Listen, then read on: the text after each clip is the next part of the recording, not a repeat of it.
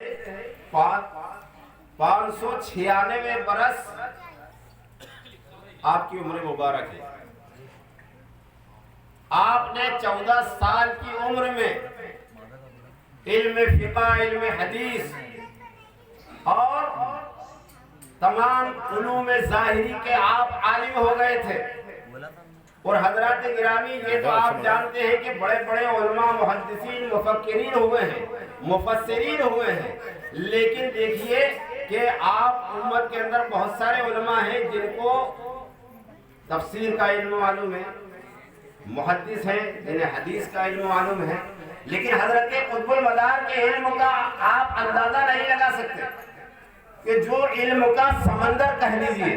हजरत कुतुबुल मदार क्या है? इल्म का समंदर है, क्योंकि तौरेत जैसी किताब आपको हिफ्ज़ थी, इंजील जैसी किताब आपको हिफ्ज़ थी, ज़बूर जैसी किताब आपको हिफ्ज़ थी।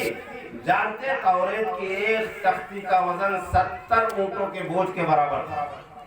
इतनी बड़ी किताब तौरेत, जिसको सिर्फ वो बनी इस्राइल के उलमा पढ़ते थे, अवाम को पढ़ने की इजाजत नहीं थी। उस तौरेत के हाफिज भी कुतुबुल मदार, उस इंजील के हाफिज कुतुबुल मदार है कि जिसको अल्लाह ने हजरत ईसा पर नाज़िल फरमाया।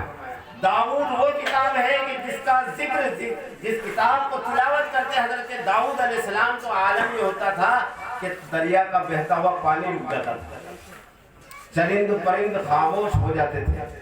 बड़े सुकून के साथ आपके लहन दाऊदी मशहूर है। तो वो किताब के हाफिज भी कौन?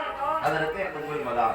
तो चारों आसमानी किताबों के अलावा 4 अजिन्ना, कौम अजिन्ना पर किताबें नाजिल की गई थी, उनके हाफिज भी आप थे। 4 किताबें कौम मलाइका, यानी मलाइका पर अल्लाह ने 4 किताबें नाजिल की, उसके भी हाफिज थे। तो गोया आप इल्म का समंदर थे और आपने इतना इल्म बहुत जल्दी हासिल कर लिया था।